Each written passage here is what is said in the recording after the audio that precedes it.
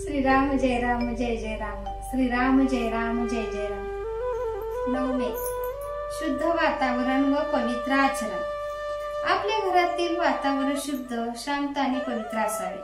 आपल्याकडे येणाऱ्या माणसाला परत जाऊच नाही असे वाटावे। अगदी भगवंताच्या इच्छेने प्रपंच चालला आहे असे समजून त्या प्रपंचात विद्या, वैभव, घरदार इत्यादी सर्व काही यश संपादन करा।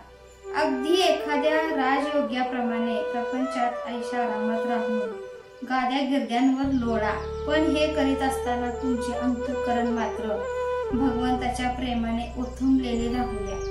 कोणाशी वाद घालीत बसू नका। जगाचा मान फार घातक आहे। त्याची चटक लागली की मनुष्य त्याच्या मागे लागतो। नंतर मान मिळवण्याची कृती थांबते आणि मानही नाहीसा होतो। जगातले अजिंक्य पुरुष सुद्धा कुठेतरी विषयात गुंतलेले असतात, तिथे त्यांचा घात होतो। जगाला ते भारी असतील, पण त्या विषयापुढे त्यांचे काहीच चालत नाही। प्रेमात गुंतू नका, तसे द्वेष मत्सरातही गुंतू नका। दोन्ही सारखेच घातक आहेत। आपला प्रिय नातेवाईक मेला आणि आपण ज्याच्यावर दावा लावला आहे तो भाऊबंद मेला, दोघी मेल्याचे सूतक सारखेच। त्याचप्रमाणे मनुष्य प्रेमाने गुंतला काय आणि द्वेषाने गुंतला काय, नुकसान सारखेच होते। भगवंताचा विसर हा कोणत्याही कारणाने झाला तरी बरा नाही।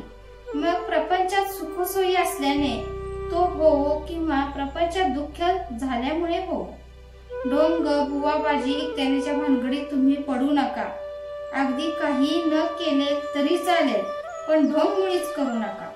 आणि सर्वांनी माझ्यावर कृपा करा। अगदी अनुभवाने मी सांगतो की बुवा होण्याच्या फंदात तुम्ही पडू नका। आपले कर्तव्य भगवंताच्या स्मरणात करून ज्याचे अनुसंधान अखंड टिकू द्या। आमची अशी वृत्ती बनण्यासाठी संतांच्या संगतीची आपल्याला जरुरी आहे। आपण सर्वजण संत संगतीमध्ये आहोत असे म्हणतो, पण आमची वृत्ती का न सुधारावी?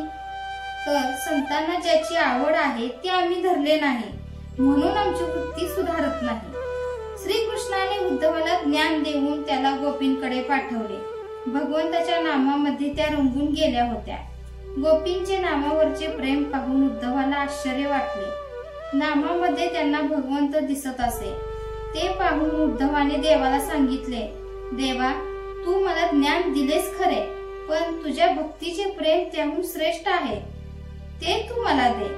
खरोखर त्या नामाचे महात्म्य देवाच्या वर्णनापेक्षाही कठीण आहे।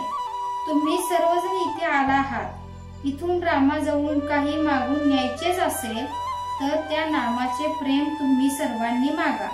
सर्वांनी नामस्मरण करा आणि आनंदात राहा। राम कृपा करेल हा भरवसा बाळगा।